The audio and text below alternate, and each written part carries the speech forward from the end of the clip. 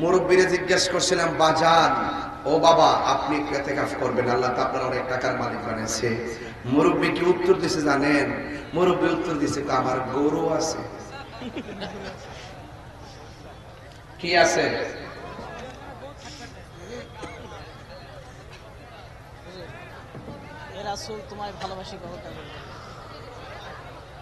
শোনেন, আপনারা হাসলেও আমি চা খাবো না। আমি যে কত কষ্ট করে চিল্লাইতেছি এটা আমারটা আমি বুঝি, তোমরা জ্বালা আমি খাইতে পারি না।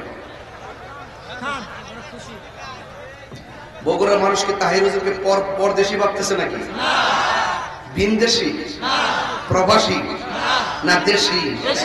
মারহাবা। এটাই ভালোবাসাবাসী, যেন আমরা যেন পাশাপাশি নবীর সাথে থাকতে পারি। আমিন কর।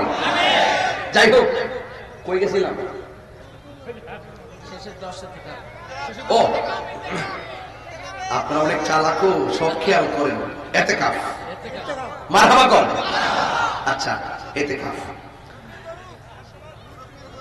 গরু আছে, গরু।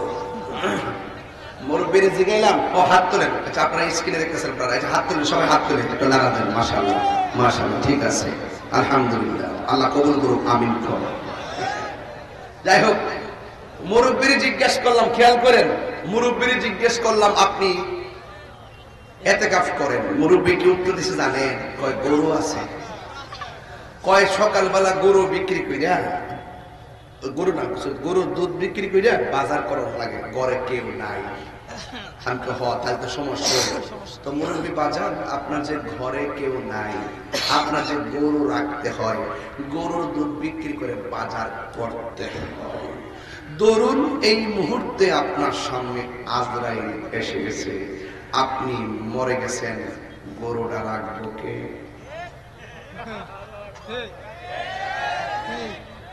বাজারটা করবো কে? বাইরে এই বাটপারি কথা বাদ দেন।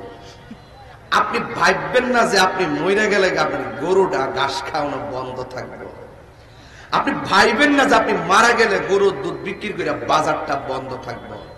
পৃথিবীর কোন কাজ আপনার জন্য থেমে থাকবে না, সব কাজ আপন গতিতে চলবে।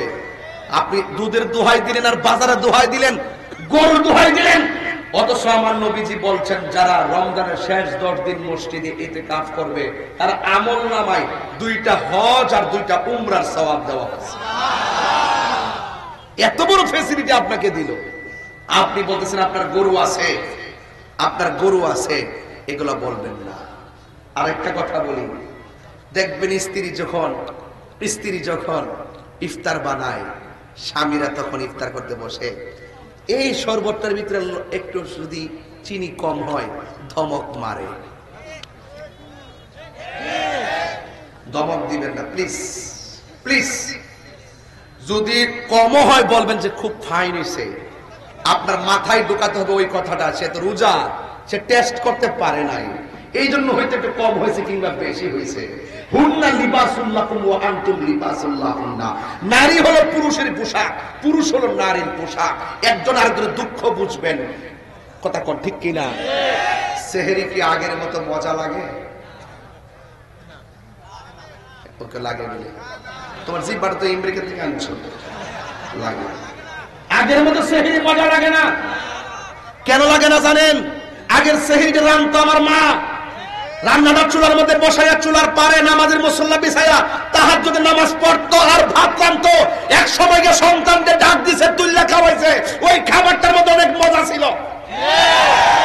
এখন সেই মায়ের মধুর হাতের খাবার এখন নাই। কথা বল ঠিক কিনা? এখন রাত্রি খাবার রান্না করে থুই রাখে,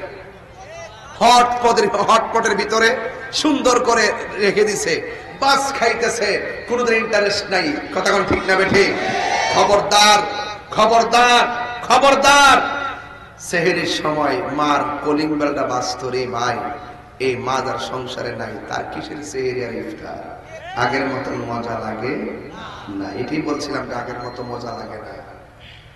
তবে একটা কথা বলি, স্বামী স্ত্রী আপনারা একজন একজনের প্রতি সৌহার্দ্যপূর্ণ আচরণ করবেন। খবরদার, জুলুম করা যাবে না, জুলুম করা যাবে না। স্বামী যদি আপনি ফকির বানাতে চান তাহলে আপনি ফকিরের বউ হয়ে থাকবেন। আপনি স্বামীকে মহারাজা হিসেবে বানায় রাখেন, আপনি মহারানী হিসেবে থাকবেন। কথা বলেন ঠিক কিনা? ভালো স্ত্রী যারা তারা সবসময় স্বামীর প্রশংসা করে, ভালো স্বামী যারা তারা স্ত্রীর সবসময় প্রশংসা করে। কথা বলেন ঠিক কিনা বলেন? তবে একটা কথাই বলবো, আমার যুবকদের পায়ের মধ্যে হাত দিয়া বলবো, যদি আজকে তাহির হুজুর ওয়াজ যদি 1.5 মিনিটের জন্য ভালো লেগে থাকে, ওয়াদা করুন রমজানের রোজাগুলো রাখতে চাই কি চাই না, তারাবির নামাজ পড়তে চাই কি চাই না, 5 ওয়াক্ত নামাজ পড়তে চাই কি চাই না। খবরদার খবরদার খবরদার, রমজান মাসে মানুষদেরকে নতুন কাপড় দিবেন। রাসূল বলছেন যারা গরিবদেরকে রোজার ঈদে কাপড় দেয়, আল্লাহ পাক ওই বান্দাটাকে জান্নাতের কাপড় দিবে। ঠিক কিনা বলেন? ঈদগার মাঠে যাওয়ার আগে ফেতরার টাকাটা দিয়ে যাবেন। কেন দিবেন জানেন? যেন ওই লোকটা টাকাটা দিয়ে ভালো কিছু কিনতে পারে, সেমাই টেমাই কিনা, কাপড় চোপড় কিনলে যেন আমাদের সাথে আনন্দের ভাগ বসাতে পারে। কথা বলেন ঠিক কিনা? তাহলে এগুলো কি মনে থাকবে? ইনশাল্লাহ মনে থাকবে। তবে বিদায় বেলার কথা একটাই বলবো, পায়ে হাত দিয়ে বলবো, অনুরোধ করে বলবো, আজকে থেকে ওয়াদা করেন 2টা জিনিস, একটা করবেন আর একটা করবেন না। বলেন, আমরা কি নেশা করব? মা বাবার খেদমত করব? তাহলে একটা করবেন আর একটা, আমার ওয়াজ যদি 1 মিনিটের জন্য ভালো লেগে থাকে, আজকে থেকে ওয়াদা করবেন প্রয়োজনে আমার আম্মাকে সেহরির টাইমে সহযোগিতা করব, ইফতারের টাইমে সহযোগিতা করব। আমার যুবকগুলা যেহেতু বেশি আসছেন, আমি বলে দেওয়া যায় আজকে থেকে ইফতার কেমনি করবেন বুঝাই দেওয়া যায়। ইফতার করবেন একসাথে, প্লেটে প্লেটে আর ভাগ হবে না। কথা বলেন ঠিক কিনা? যখন ইফতার গুলো প্লেটে প্লেটে ভাগ হয়ে গেছে, সেই দিন থেকে ইফতারের মজাও চলে গেছে। কথা বলেন ঠিক কিনা? যে মা ইফতারটা এত কষ্ট করে বানালো, তাকে নিয়ে ইফতার করবেন। যে স্ত্রীটা ইফতারটা অনেক কষ্ট করে বানালো, তাকে নিয়ে ইফতার করবেন। এটার নাম ইনসাফ। কথা বলেন ঠিক কিনা? এটার নাম নিয়ামত, এটার নাম সংসার। আরেকটি কথা বলি, বাবা মাকে কোনোদিন কষ্ট দেওয়া যাবে না। কারা কারা আমার কথার পক্ষে আছেন হাত তোলেন। সবাই কি পক্ষে আছেন? সবাই কি পক্ষে আছেন? সবাই সবাই রমজানের রোজাকে ইনশাআল্লাহ রাখবেন? রাখবেন তো ইনশাআল্লাহ? আল্লাহ যেন আপনাদের সকলকে কবুল করুক। আমিন কর। আরো জোরে বলেন আমিন।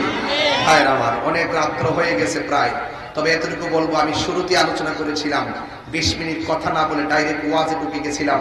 আজকে থেকে ওয়াদা হলো এই মাহফিলটা আজীবন চলুক। আমরা চাই কি চাই না?